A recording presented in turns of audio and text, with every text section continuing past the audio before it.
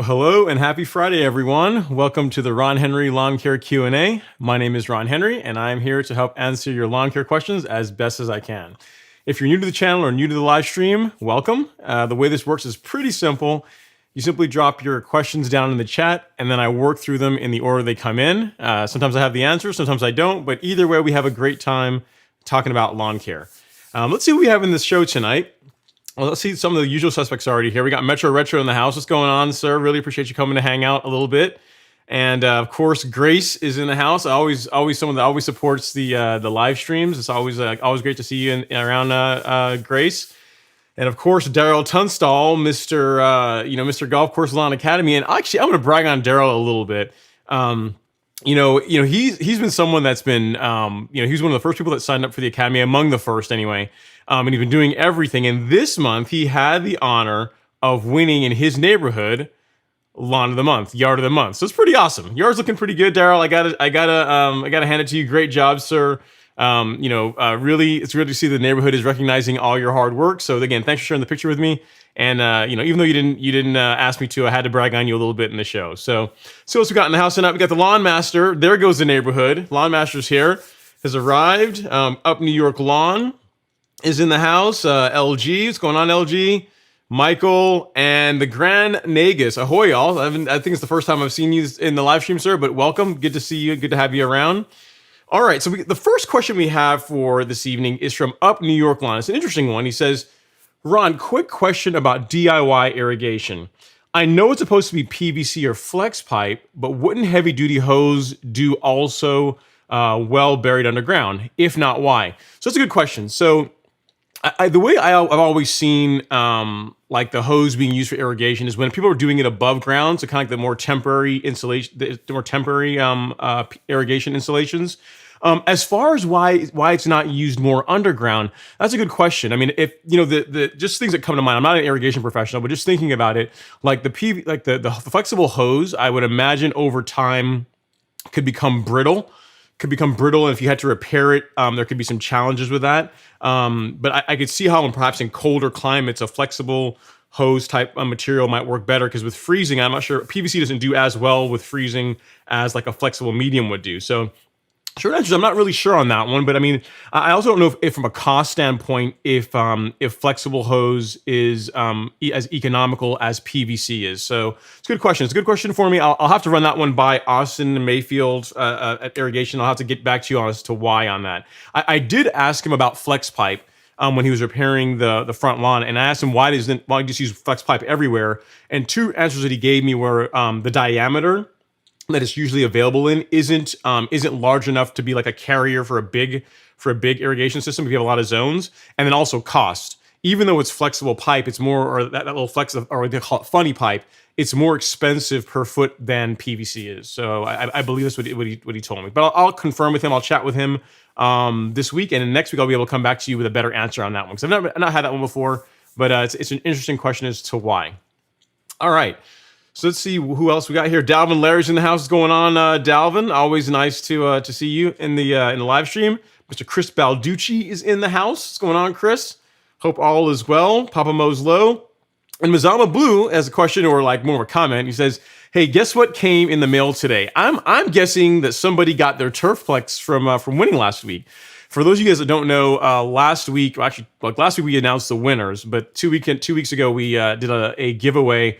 And I believe Mazama Blue was the winner of the TurfPlex, the 2023, the liquid fertilizer that I like to use. The show gave that away to a viewer, and I saw some of you guys that got a soil test kit, like that stuff's arrived as well as a sticker. So glad that everyone got their stuff. I'm glad that it all made it in safe and sound. Awesome stuff. All right, so we got Alex B in the house. He has a question about, or we have a question about Hydrotain, but he has a first question he has about Hydrotain. He says, so I got my 15 pounds of Hydrotain from the golf course lawn store on Monday and applied it the same day. Got about half an inch of rain that night. Second application for me, first in the peak of summer. Hopefully it helps through the heat. Yeah, Alex. So, I actually went out and got the big 40-pound bag of Hydrotain. I got the bigger bag today. I'm due to put another application down. I did one at the end of April, early May, the beginning of May, when I top dressed the lawn. So even though Hydrotain can last for up to 90 days, it's what, again, the key word is, or the key part of that phrase is up to 90 days, right? So because I figure that now we've got the rest of July, August, and September, another application of Hydrotain will carry me throughout the season. I mean, it's been working really well. The lawn's been holding up, fairly well for the most part. That I figure, why not, I've got such good results with it. Why not continue using it? Get one more application in that should carry me hopefully throughout the rest of the growing season. So glad to see that you got some. And so it sounds like you did the right thing as far as the way you got it down. You put it down, you applied it, then you watered it in. That's exactly right. So you should be good to go. And then on the subject of Hydrotain, Michael has a follow-up question, kind of along the same lines. He says, I'm having 500 square feet of sod, or he's laying 500 square feet of sod tomorrow. Good luck, sir. Good luck with that. He says, my plan is to put carbonized PN and the 12 fertilizer down before laying the sod. I also want to put down Hydrotain. Should I put that down before or after? I would put it down before. So, Michael, what I would do is I would do exactly what you're saying here. I would do the carbonized PN. I would do the 12 fertilizer, and I also do Hydrotain, lay your sod down, and then water the sod in, I said not necessarily heavily, but give it a good watering in. That'll help activate the Hydrotain. And because what you're really doing is you're literally putting the Hydrotain right in the root zone, right? Literally right where that sod and the existing soil are. So should work really, really well there. So that is how I would do it. It's probably not going to hurt if you did it the other way. If you did those first two and then did the Hydrotain after you lay the sod, that would work as well too. I think you said that you were doing the granular. I think you said, I saw further down in the chat. So yeah, that's exactly how I would do it. You said you're in Oklahoma and you are putting down Tahoma 31 Bermuda side. It's funny, man. Tahoma 31 starting to get more interest. I saw the lawn tools are doing that too. Left Tool did it first, and then Right Tool, I saw he had a big installation come in, and they're doing, I think, sections of his lawn as well too. So yeah, you have to let me know how that does. Listening to the lawn tools, the Tahoma 31 is the greatest thing since sliced bread. So I'd like to definitely want to share how it goes for you, how it establishes once you lay it down, and then once it grows in and starts looking good, how you like it. I always like to hear about new developments in the realm of Bermuda. So it's pretty awesome. Congrats on that. 500 square feet shouldn't be too bad, hopefully. Hopefully you have some help with you too, to help make the process a little bit easier. All right, so next up we have Travis Winston. He says, what's up, golf course lawns? What's up, Ron and the rest of the golf course lawn squad? What's up, Travis? Nice to see you hanging out in the live stream. He says, hey, Ron, I want to apply TurfPlex with T-Nex PGR, but my soil test revealed high nitrogen. Should I hold off and accept the yellowing? No, I would still use it. So here's the thing. I would just go light. Remember, when it comes to the TurfPlex, when you're doing it with a PGR app, you don't have to go at full rate. We're just talking about a little bit of nitrogen, which, TurfPlex already has plenty of, and the iron in it that's going to help take the edge off of the yellowing that T-Nex can produce. So whereas the normal rate for TurfPlex is like 6 ounces per thousand for that low rate, that's going to get you, if memory serves me, 1/10 of a pound of nitrogen, so not very much. Let's go half of that. Let's do like 3 ounces per 1,000 square feet. So you're putting in like 5/10, very, very small amount, a tiny amount of nitrogen, just a taste, just to help the lawn not yellow. So yeah, I would still do that. I just wouldn't do a full app. And you should be good to go. Yeah, because again, remember, TurfPlex, the nitrogen that's in that becomes available to the grass pretty quickly. And kind of just like T-Nex, it doesn't need to be watered in. So those two work really, really nicely together. I would just go light. Like if you're using TurfPlex as part of your spoon feeding or as part of your normal fertilization program, for this particular application, for your T-Nex app, I would just go light. I would, because it really does make a difference as far as yellowing goes. Now, if you don't want to do that, you cannot do it too, and just accept the yellowing. That's fine. I mean, really, the yellowing issue, in my mind, is really overblown.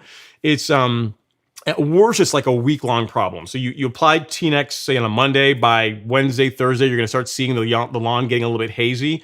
And then after you mow it 1 or 2 times, that's going to go away and you're going to be back to normal. So it's really not that big a deal. But if you want to prevent that, or at least reduce that somewhat, a little bit of fertilizer, a little bit of nitrogen, and iron won't hurt. So it's kind of up to you. If it were me, I would still do it.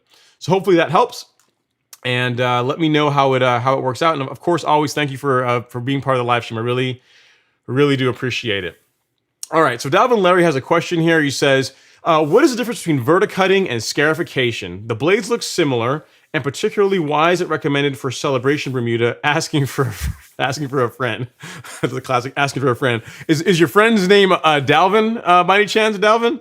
Okay, so scarification, you can think of like scarify almost like scratching, right? That is more of a surface level process. It's almost like if you hear about like a power rake or like little fingers that literally, like, I hate to say tear, but they literally, that's what they do. They tear or scratch at the turf to remove any like loose debris, any weeds, anything that's light and any garbage that's in the lawn. Like, it's good for removing thatch, for reducing thatch in the lawn.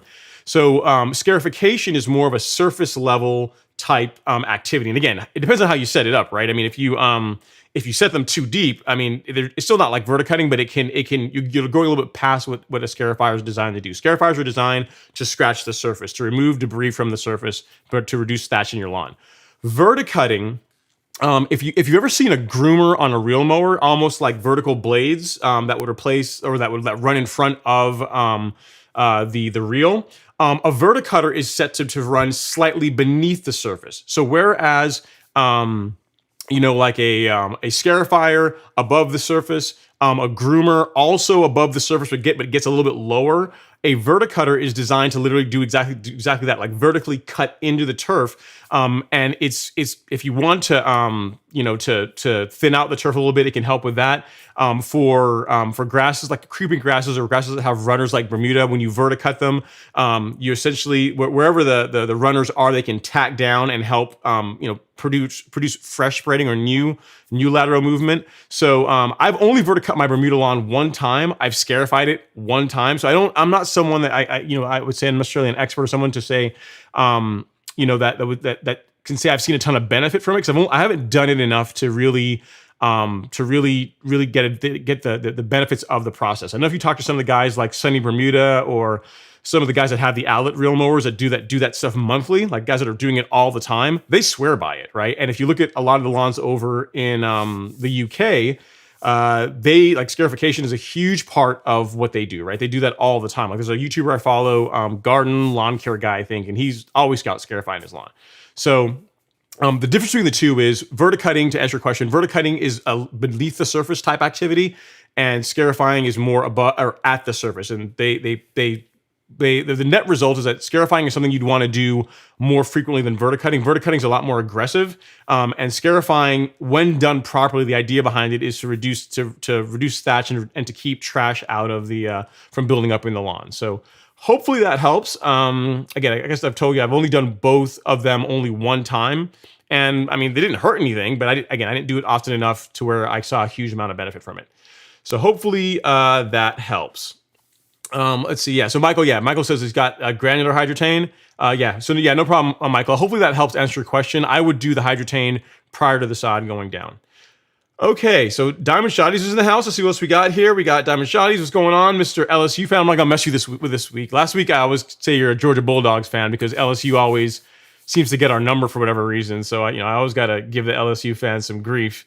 And T Nugs in the house. What's going on? And then Lawn Father is saying, 19 people here. Well, there's more than 19 now, but he says only 15 likes, make it rain. Yeah, man. Definitely. I'm gonna take a sip of my lemonade to get started here, get my throat wet. If you guys want to, touch that like button ever so gently, I'd really appreciate it. It's a great way to start the show and get more people coming in to come hang out with us, all us lawn crazies, right? All right. So next up, we have HR, which I think is my man, Helmet Ruckus. I think he's changed it because you still got the Porsche in there, man. I think it's you, Helmet. It looks like you took a new picture. I like it. I like the back shot. I like that shot, man. It looks good. It's clean. He says, hey, Ron, thanks for the always something video. Cleared away my doubts if I was doing something wrong with my Zoysia lawn. Yeah, you're very welcome, man. So this time of year, probably a lot of people that are on the live stream, not necessarily everyone, but a lot of people that are on the live stream, and definitely a lot of people that watch a lot of my content or watch content on YouTube about lawn care. You're serious about your lawns, right? And a lot of you guys are perhaps, guys and gals are probably, doing more mowing this time of year. You're doing your soil testing, you're fertilizing, you're adding like carbon to your program to where you're trying to improve the quality of the soil. And while your lawn is improving, it's really easy to set standards for yourself that the lawn, that Mother Nature may not always necessarily cooperate with. You have to realize that Like the lawn is always changing. There's always something about it that's in some state of flux. And even when you get your lawn perfect, like that's gonna be a temporary thing, right? It's not gonna stay perfect forever. You know what I mean? There's always something that needs improving. So I made that video because I was getting a lot of emails from people saying, you know, I'm not sure what's going on. I've got like this one little spot in my lawn where I got it's a little bit yellow, and you know, the rest of the lawn looks great. I get some of these pictures. I look at the whole lawn looks amazing. There's like one little yellow spot there, and I'm saying, I don't know, a little dry maybe. Yeah, it could be a lot of things, right? But it's really easy to focus on the small things and not look at the big picture and see how far your lawn has become. So that's why in that video, I showed you guys a lot of the problem areas in my lawn. Like everybody else, I've got some issues in my lawn, some fungus problems, a couple areas with weeds. You know, everyone has issues with their lawn. So I did that video to really, you know, just kind of level set things and say, you know, it's going to be okay. I promise you that most of your lawns, if you're paying attention to it for any stretch of time, it probably looks better than most of the lawns in your neighborhood. Like you look at, you know, whenever you start feeling bad about your lawn, look at your lawn and then look at the lawns, like walk out your front door and look at the other lawns around you. And then that'll help kind of put things in perspective. And yes, while it may not be as awesome as you want it, just realize it's going to be a process. There's always going to be something to fix, always going to be something going on. Even my lawn that gets babied a lot, gets cut a lot. I mean, I babied my lawn quite a bit. There's still problem areas in it. So I did that just to let you guys know that, you know, everyone has issues with their lawn, even us lawn care YouTubers. You know, a lot of times people will lead you to think that their lawns are perfect. There's never anything wrong. And here's the thing, you can get your lawn perfect, but it's not going to stay that way forever. Like my lawn looked best, probably right prior to top dressing. Like right prior to this last top dress, it looked really, well, I don't know that. It looked really good then. It looked really good 3 weeks after top dressing as well too. But now the summer heat's here, there's just more stress. There's more, the lawn is just seeing a lot more abuse, right? It's hotter, you know, and I'm mowing it really tight. So it's just more stress, and the color is not as good as it would be were it mowed taller. So just keep that in mind, guys. I mean, I'm sure you guys are working really hard. Enjoy the process. It'll prevent you from going crazy. And just realize July is like the hottest, at least around here, is like one of the hottest months. And then when August hits, the lawn's going to pick up again. It's going to look beautiful, and you'll be good to go. So try not to sweat it too much. Just enjoy the process. Your lawn, I promise, looks better than most people's lawns in your neighborhood. So if you're good with that, just keep rolling with it. All right, Mr. Putz is saying, smash that like button, guys. Good luck with the show tonight, Ron. Thank you, sir. I really appreciate it. I really do appreciate it. I'm also seeing what else I had on here. So one of the questions I had for you guys to answer last week was around checking the oil in a greens mower, because one of you guys had a question about that. It's been a question that's been running for 2 weeks now. I spoke to Joey prior to the call. I called up Joey at Jerry Pate and asked him, and he said, really, if you guys are pulling the dipstick out and you're getting like oil running out, it's probably because the mower isn't level. So he said it was really not that complicated. The big thing is just make sure the engine itself is level, because depending on how you have the front roller set up, depending on how high you're cutting, the mower might be slightly canted down, or in some cases it shouldn't be, but it can be canted backwards. So big thing is just make sure the mower is level, put it on a level surface, maybe put a block or something underneath to kind of get it leveled out, and then check your oil, and you should be good to go. Big thing is, he said, make sure the engine itself is level, and then unscrew it, and you should be good. So I got that question answered. Whoever asked that 2 weeks in a row, I got you taken care of. All right, so Papa Moslow has a question about fungus, or a point about fungus. He says, can I send you some pics to help me figure out what I'm dealing with? I had dead patch in the spring, applied Headway G, and it filled in now. Now those same spots are turning brown. Okay, so yeah, first of all, yes, you can send me the pictures. If you don't need my email address, it's this one, ron@golfcoursesalon.com. You should have it already, I think, Papa Moslow. But yeah, send them over. Now, as far as spring dead patch goes, by the time you see it in the spring, it's really too late. It's not like applying Headway, once you already see spring dead spot is going to do much about it. Really, it's one of those things where the grass just has to recover, and has to either the surrounding grass is going to grow into it, or you can take plugs and plug those areas, and that will help it recover a little bit sooner too. But just realize that spring dead patch is something you take care of in the fall. So when soil temps get to 70 degrees or lower, just when they cross 70 degrees, that's when you want to get your fungicide application down. I've been doing some research on this, and a lot of the recommendations I'm seeing is around using propiconazole. There's a couple other fungicides that you can use as well too. They're a little bit more expensive, But my plan is to probably do headway, late September, early October, and then another application 28 days later. And then the next thing is just to really be careful about any kind of nitrogen inputs later on in the fall. So, when the grass is starting to go dormant, really back off on the end. Don't be pushing a lot of nitrogen in your lawn this fall, because that will help prevent issues with. It's going to reduce the chances of spring dead patch. Now you said this, so those areas are turning brown. So it's send me pictures of it, because if the grass grew into it, if the grass grew in and then it's turning brown again, that might be something else. I'm not sure why that would be the case, because on my lawn on Papa Moslow, where I had the spring dead patch, once the grass started growing into it, it's been doing fine. It's still a little bit thin there, but it hasn't turned brown or discolored or anything like that. So send me pictures. I'll take a look at it and I will let you know what I think. I appreciate the question. Okay, so we got LG giving me a hard time about the new intro, doing the whip turns with the Greensmaster. Yeah, man, it's an easy way for you guys that are like the hardcore guys that are always here early. I've gotten, believe it or not, people actually want me to make a video on that. It says, can you make a video on doing whip turns with your reel mower? And I'm like no one's gonna watch that. No one is gonna care about the small percentage of the population that even have greens mowers. Like only a small fraction of those people would watch a video like that. So that's why I figured, you know what? Great opportunity. I'm going to put it into the start of the live stream, so anyone that wants to see could just watch the live stream at the beginning, and you can see how I do it. All right. So JG's in the house. What's going on, JG? Happy weekend. Happy weekend to you. Thanks for coming to hang out. I always appreciate it. And Mo D's in the house. She says, "Hola, I pulled a muscle in my back, so my yard looks like trash. Just wanted to say hi. I listed in on GP. So yeah, thanks for Mo D's for coming to hang out. Sorry to hear that you pulled your back. Back issues are some of the worst. That's a big ouchie. Hopefully you get better. Hope you get better soon. And the lawn will be all right. I mean, it may look like trash now, but once you get out there and you start mowing it again, it'll bounce back. So don't sweat it. Don't sweat it. All right. So we got Super TA in the house. What's going on, sir? He says, another Friday. Looking forward to the stream out in the yard doing my thing. It's awesome. Thanks for coming to hang out. It's really good to have you in the stream. Your lawn's looking really good this year, man. I mean, the outlet has really was a good, and from my mind, looking at your Instagram pictures, it was a good investment. So hopefully you're having good results with it, because from the pictures it looks really good. All right, Robert's in the house, Phillips in the house. What's going on? And then Alex B says, just keep going. Ron Henry 715. Definitely words most of us needed to hear with all the summer lawn care challenges, especially the cool season grass contingent this time of year. Yeah, man, you cool season guys.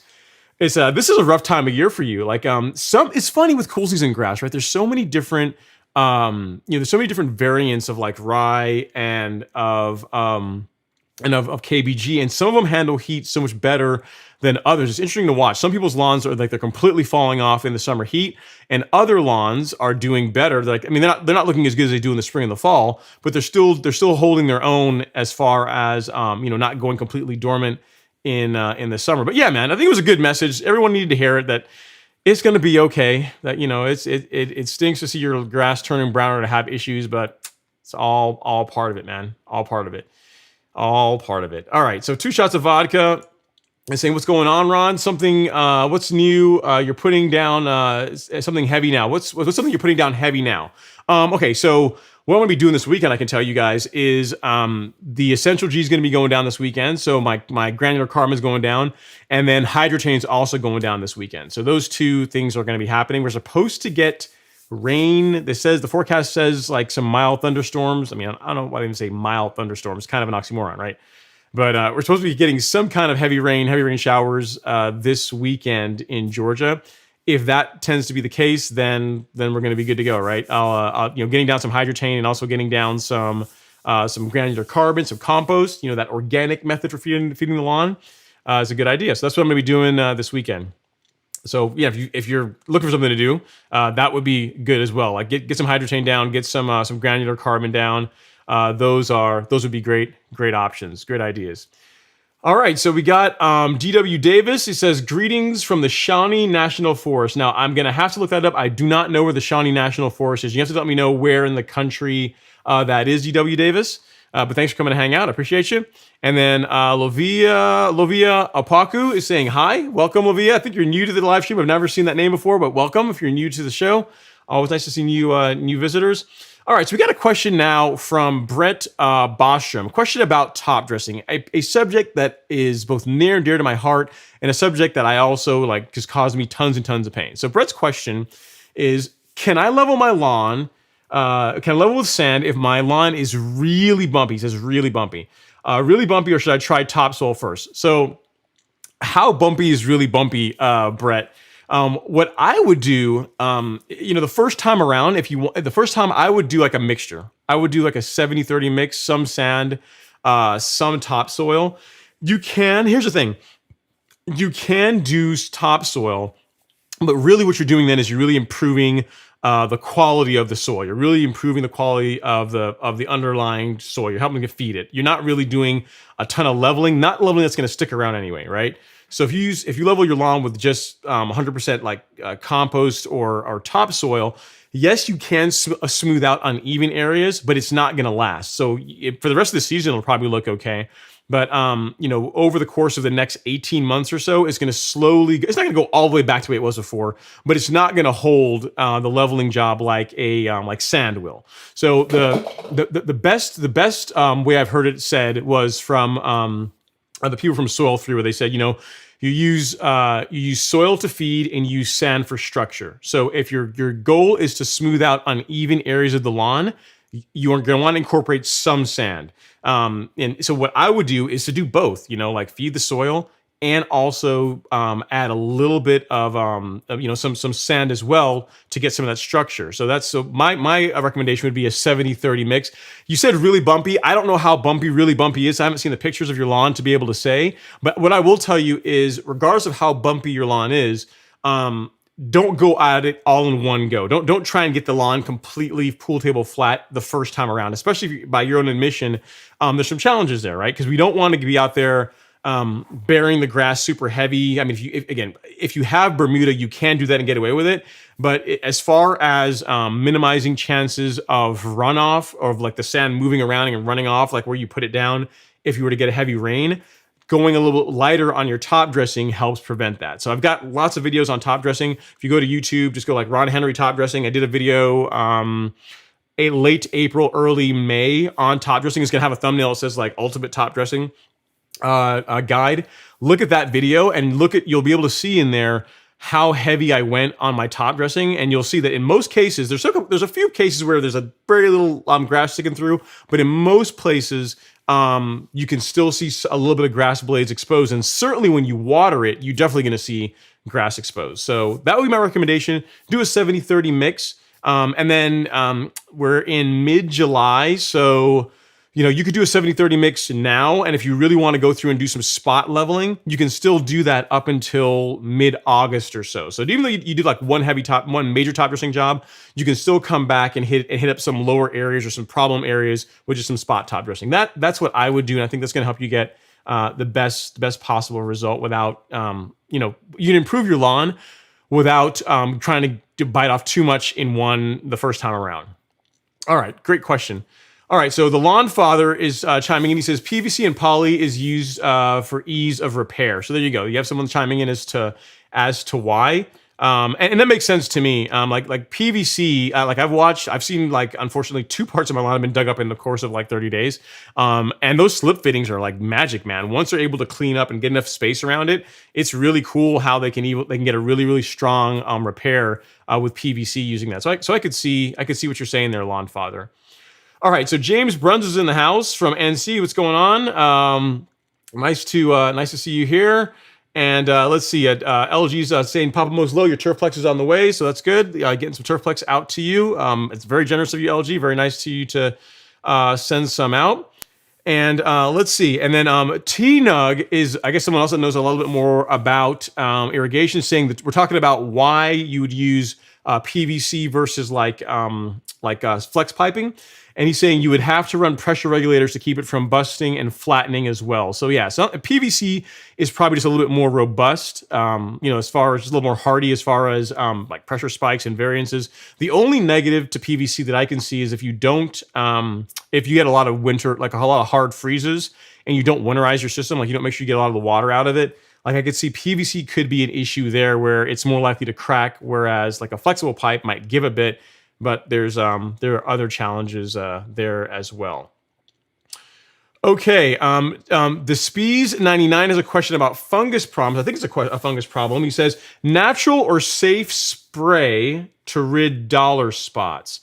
Okay, so there's a couple schools of thoughts on getting rid of dollar spot in your lawn species. So dollar spot, at least in Bermuda, you can either put down propiconazole. You can use that fungicide that will target dollar spot.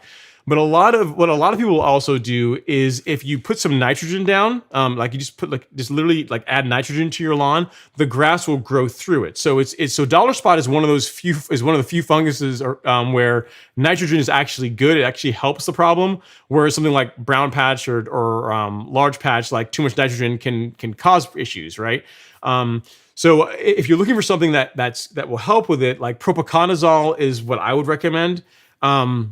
As far as a spray, propiconazole is available in liquid form. So if you're comfortable with mixing that up and applying that, you can certainly do that. I think from a cost standpoint, you come out better with it in liquid form.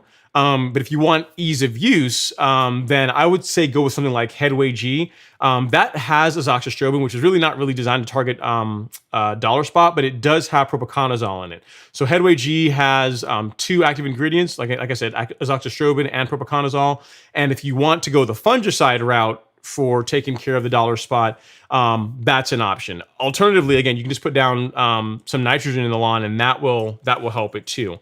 If you decide you want to go Headway G, I will put a link here in the chat for you to take a look at. I don't have any for liquid fungicides for you, but for liquid propiconazole, but this should work well. Let me see here at the Speezy. We find you. Boom. There we go. And that one. That's the one I would go with if you want something that's fairly easy to apply, and that's that will help with the issue. All right, Ogun-san says, hey, Ron, what's going on, Ogun-san? Thanks for coming to hang out. I appreciate it. And let's see what other questions we've got by. And the Super TA says he's made his own DIY irrigation system over 10 years ago in my front yard. I used regular cheap hose and ran through electrical PVC pipe, still going strong. I personally would use funny pipes. So there you go. Don't overthink it. There's a lot of people that do like the above ground irrigation. As long as it doesn't leak and you're getting a good result with it, then go for it. Lon Sensei's in the house. What's going on, Lon Sensei? Nice to see you hanging out as always. And let's see. So Shazzy, I think is from the UK, says, hi, Ron. We're going through a mini heat wave here in the UK. We normally get away without built-in sprinkler systems. At the moment, the grass is looking green due to the addition of seaweed and iron sulfate. Yeah, I mean that's definitely a strategy. So adding like seaweed or kelp extract, those can help. I don't know if you guys have access to the moisture managers that we do over here in the US, like Hydrotain or something that's comparable to that. I'm over in the UK, like those can help as well too. But I mean, the thing is that to your point, what you're dealing with is not like normal for you. It's not normal for the UK, right? So if the kelp is working and the iron sulfate's also helping with the lawn to stay green, just keep doing that. It shouldn't be around too much longer, and then the grass will recover and continue doing its thing. I mean, like everything, man, like everything else in life, like grass goes through phases, right? It goes depending on the conditions it's facing. It looks better than in other words, it fluctuates. My lawn does it, your lawn does it, so. It sounds like you have a process that's allowing you to keep the lawn somewhat green, so I would just go ahead and stick with that. All right, and of course, always thank you for watching from the UK. I really appreciate that, because I know it's late where you guys are. All right, next up we got Thomas Tucker. He says, any tips for fighting algae? I'm fixing irrigation, but the algae is dried and formed a crust on the surface. So I've never dealt with algae to that extent, but if you, the first thing I was going to tell you is the thing you're already doing, which is if it's from improper drainage or too much moisture, which it sounded like you had an irrigation problem, that was a lot of the culprit. Once that's fixed, again, I've never dealt with that personally, but what I would try is, like physically breaking it up. Like if you can get like a hard rake, and then kind of like, raking that out, trying to break it up and getting it away from the surface, kind of breaking that crust, because it shouldn't go down too deep, right? And that is probably what I would do, Thomas. Again, you did the first thing, which is get rid of the conditions that are causing the algae to be there in the first place. But then I think some kind of heavy raking or something like that to help to physically remove like the trash that's left back from it is probably going to be your best bet. That's what I would do. So give that a shot and let me know.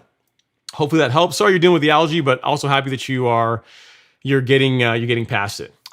All right, so next up we have a question about Hydrotain from Sanj Singh. He says, do products like Hydrotain work in helping cut down on watering?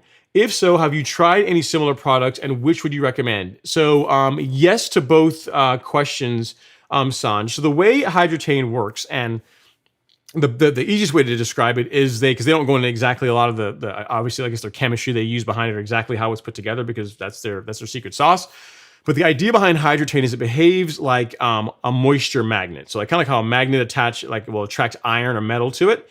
Hydrotain works similarly, but for the root zone. So it attracts water from the surface and attracts water from below the root zone, and it draws it to the roots. So that's why a big part of how those products working well is after you apply them, you have to water them in because having them on the surface doesn't do a whole lot of good. You need to get it down into the soil, into the root zone area, so that when it's attracting moisture, it's attracting it to the right area, right? As far as my personal experience with it, this year is my first year using Hydrotain, and yeah, I'm a believer. I mean, I've gotten the lawn looks great this year, and I've gotten really good results with it. So I've done 2 applications so far. I did an application like in the early spring. I did an application when I did my top dressing, and I will probably do another one this weekend. I went out and literally got a bag of it today. So this weekend, whenever I put down my granular carbon, I'll also do Hydrotain as well. And yeah, it absolutely works. It's definitely not going to hurt anything.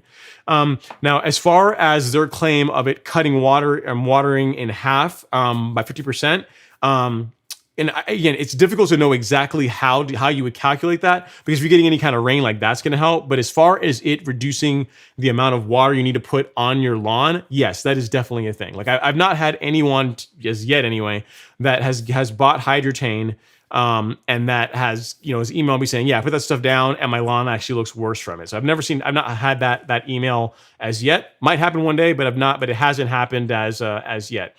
And if you're looking for Hydrotain in smaller quantities, I've got it on the golf course lawn store. So I'm not sure how big of a quantity you're looking for. It's available in both a liquid and granular. So it depends on which one is easier for you. I think I can show you that now. Can I? I can. Yes. So the 3-pound bag is not available. It's been sold out, and you can't get that. But you've got it as a liquid. So this one you're going to get more value for money out of it. And then you've got the 15-pound bag, which is easier. So out of the 2, if you decide you're going to go for this, Sanj, I'll tell you the pros and cons of each. The nice thing about the granular is that you can literally put it down, and as long as you get water on the lawn within 3 to 5 days, you're good to go, right? With the liquid, when you put it down, you literally have to water it in right after you put it down. So it's not one of these things where you can water it down, put it down, and then wait next day and water it in. Literally, the way that people have gotten the best results with the liquid is they wet the lawn and they wet the area they're going to work on. So most people do it like in 500 square foot or 1,000 square foot blocks. They wet that area, they apply the Hydrotain, and then they water that area, and then they move on to the next section. So because I'm lazy and I don't want to do all that because the lawn is way too big for me to want to do all that work, I just use the granular because then I can just put the whole thing down and water it in, and then I time it when there's going to be rain, so it gets water in extra heavy, and then I'm good to go. So the products do work. Hopefully that helps. If you're interested in trying it out, you can get both the liquid and the granular at the golf course lawn store. And hopefully you decide to give it a shot because, again, everyone that I know that's tried it has had really good results. All right. So next up is Mr. Helmut Ruckus, our first super chat of the evening. He says, HRs, that's for even getting my name right on top of your head. I'm impressed.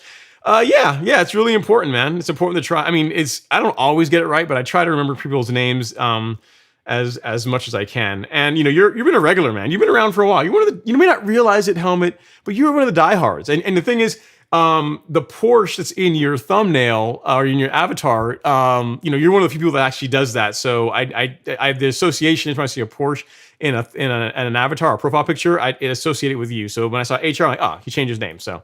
But you're very welcome, sir. Thank you for the super chat. I appreciate the support of the channel. All right. So we got Stan G in the house. What's going on, Stan? Thanks for coming to hang out. And let's see what other questions we've got here. We got Alex B's coming back with another question. Don't hit me too hard, Alex. He says, "Hey Ron, how comparable are Release Zero and Nutrizolve nutrient-wise?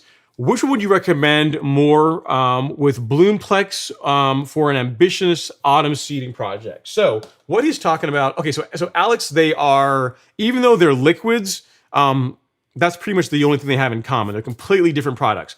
So Release Zero and Nutrizolve, for any of you guys that don't know what he's talking about two components that are in the golf course lawn carbon kit.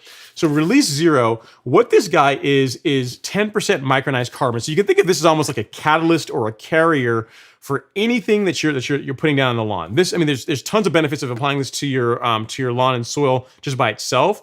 But the magic of Release Zero is really when you're mixing it along with other things. It works really, really good for just improving the nutrient uptake of whatever you happen to be using. And then NutriKelp, this while Release Zero has 10% micronized carbon, this guy only has